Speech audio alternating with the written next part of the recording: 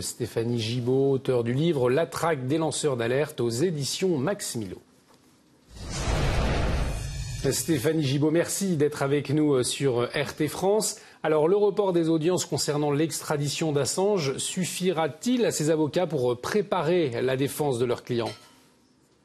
Écoutez, moi, ce que je comprends, c'est qu'en fait, les audiences commenceraient à partir du 1er mai ou début mai, c'est ça, hein, et que le procès, après, aurait lieu à l'automne.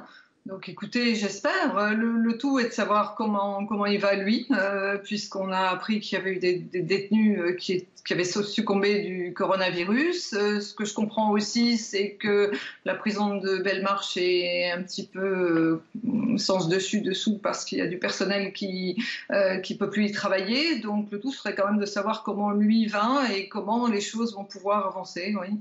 Alors, Wikileaks a récemment déposé une plainte à l'encontre d'une entreprise espagnole. Elle aurait espionné Julian Assange et sa famille pour le compte du gouvernement américain. Est-ce qu'on peut craindre des tentatives de déstabilisation avant l'audience? Et si oui, dans quel but? Le dossier de Julian Assange est un dossier éminemment politique. On ne le sait que trop et justement, sa situation fait que c'est le seul prisonnier politique en Europe. Donc les déstabilisations, oui, sont à attendre de toutes parts.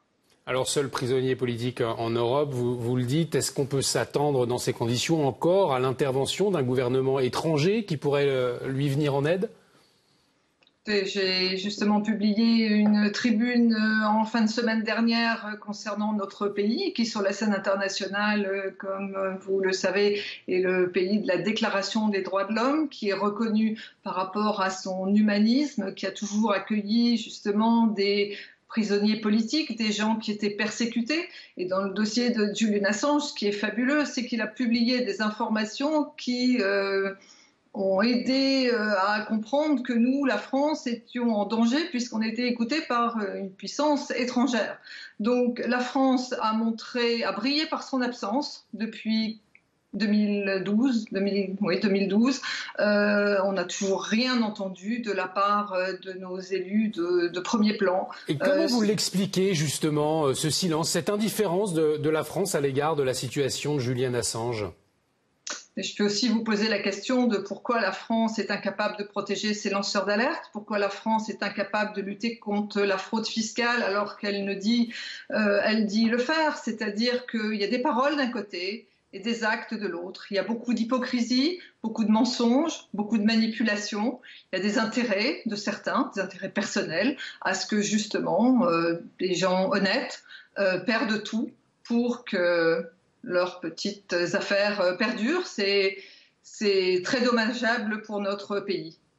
Alors pour conclure, il y a eu ces récentes révélations sur la vie privée de Julian Assange, notamment au sujet de sa compagne et de ses enfants. Est-ce que ces révélations peuvent jouer en la faveur de Julian Assange ? Mais ce qui est complètement incroyable, si vous voulez, c'est que là, on aimerait entendre la parole, par exemple, des associations des droits de l'enfant, des associations des droits de l'homme, des associations qui militent justement pour la famille. Enfin, on se demande où en sont nos démocraties, puisqu'a priori, la Grande-Bretagne se revendique être une démocratie. Enfin, je crois que c'est ça qui est stupéfiant, c'est le silence de toutes les autorités, quelles qu'elles soient, qui laissent ça laisse, si vous voulez, un goût vraiment amer, parce qu'on est en train de se rendre compte là, en 2020, que toutes ces paroles n'ont absolument rien à voir avec les actes où est l'État ? En fait, la question, c'est ça, c'est où est l'État ? Merci beaucoup Stéphanie Gibaud d'avoir répondu à nos questions. Je rappelle que vous êtes auteur du livre La traque des lanceurs d'alerte aux éditions Max Milo. Merci à vous.